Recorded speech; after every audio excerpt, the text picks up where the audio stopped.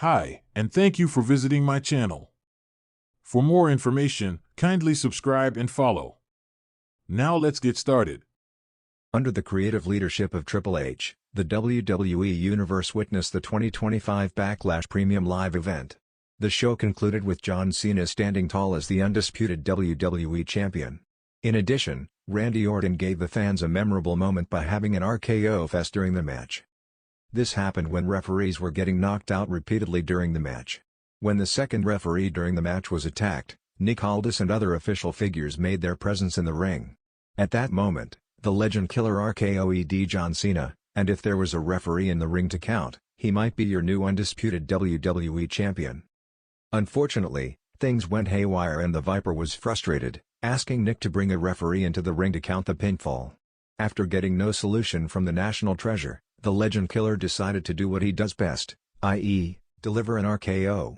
This time, however, not only the SmackDown general manager but all the officials who were standing in the ring at that time got a taste of Orton's wrath. Though this moment might be a cool thing for the fans, Randy Orton might face serious repercussions for the same.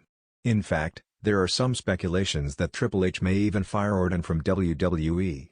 This angle between the game and the Viper indeed will be part of a storyline only. The chief content officer might confront Randy in the upcoming episode of SmackDown. Triple H could mention how Randy isn't stopping himself from putting his hands on the authority figures and officials, as he has done this before, too. As a result, Triple H may decide to take strict action and fire the apex predator from the company. While this could be done to write Randy off from television, it may not be very likely to unfold following Backlash 2025. What does Triple H think about the final showdown of John Cena and Randy Orton at Backlash? The Game appeared in the post-show press conference of Backlash, where he gave his opinion on the final match between Cena and Orton. The Game stated that he has been fortunate enough to watch both the stars grow in front of him. Further, he highlighted the chemistry between these two veterans as both knew each other so much, and that was why they were able to deliver magic in the ring at Backlash. Triple H also talked about the history between Cena and Orton as their first match was around 25 years ago at OVW. After a grueling 25 years, they clashed again for one last time at Backlash 2025. Additionally, the CCO felt he needed to book the legend killer as part of Cena's retirement tour from the company, considering their history. The WWE Universe was left stunned following the events of the Backlash Premium Live event, but nothing could prepare fans for what happened next. Just 24 hours after the controversial main event that saw Randy Orton go completely off-script and endanger talent, WWE Chief Content Officer Triple H held a press conference where he made a career-altering announcement: Randy Orton had been fired from WWE. This wasn't just a storyline. This was real, or at least that's what the intensity of the moment suggested. Backlash had promised to be an explosive night in Lyon, France, and it delivered on nearly every front. The headline match saw Orton, part of the red-hot feud with the Bloodline 2.0 led by Solo Sikoa, face off in a high-stakes six-man tag match. But the Viper was not himself. Many backstage sources reported that Orton had been frustrated for weeks with the creative direction, believing that his legacy was being used to prop up newer stars. That frustration came to a head in the most destructive way possible. During the closing moments of the main event, Orton ignored the planned finish. Instead of taking the pin after a Samoan spike from Solo, Orton kicked out at one, popped up, and delivered three unplanned RKOs, one to Solo, one to Tama Tonga, and shockingly, one to the referee. The crowd popped wildly, not realizing this wasn't scripted. What followed was even worse. Orton grabbed a steel chair and repeatedly struck Tama Tonga across the back and shoulders, prompting medical personnel to rush to the ring. The match was ruled a no contest. Orton exited the arena to a thunderous reaction, throwing up his signature pose while chaos unfolded behind him. But the smiles quickly faded backstage. The fallout. Backstage cameras caught a furious Triple H storming into gorilla position, slamming his headset down and shouting into his headset, "We're live. What the hell is he doing?" Sources say the locker room was shaken. Some feared for their spots. Others simply couldn't believe Orton would sabotage a main event, especially at a time when WWE had been enjoying a resurgence in international popularity. Triple H called an emergency meeting early the next morning. By midday, WWE released a statement. Effective immediately, Randy Orton has been released from his WWE contract due to conduct deemed unprofessional, unsafe, and detrimental to the company. Still, many believed it was a work, until Triple H addressed the media personally. Triple H's statement. Standing at the podium with grim eyes and an unusually stern tone, Triple H began. I have the utmost respect for Randy Orton.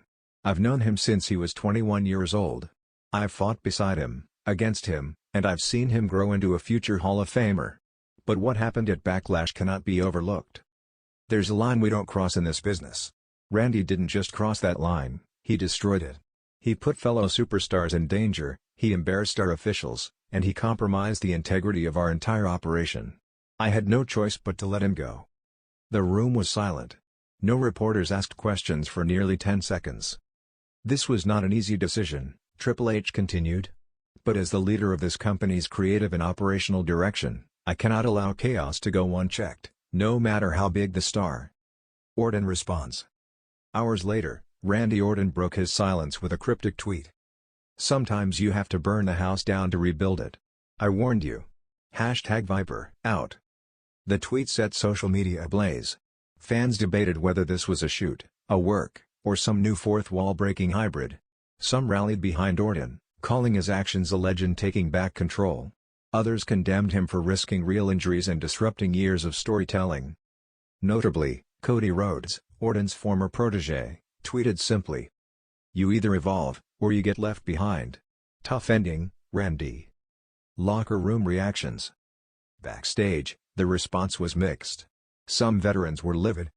"It was reckless," said an anonymous SmackDown main eventer. "We're out there trusting each other. He broke that trust."